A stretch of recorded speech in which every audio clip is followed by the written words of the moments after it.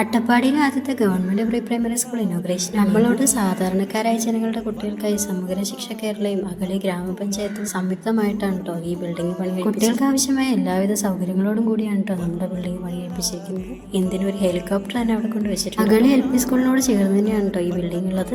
Programme നടക്കുന്ന ഉച്ചയ്ക്ക് ശേഷം ആയതുകൊണ്ട് നമ്മളെല്ലാവരും കൂടി കുറച്ച് ഡെക്കറേഷൻ വർക്കിലേക്ക് കെട്ടിടത്തിന്റെ ഉദ്ഘാടനം നടത്തുന്നത് നമ്മുടെ മണ്ണാർക്കാട് MLA ആയിട്ടുള്ള ബഹുമാനപ്പെട്ട അഡ്വക്കേറ്റ് ഷംസുദ്ദീൻ സാറായിരുന്നേ.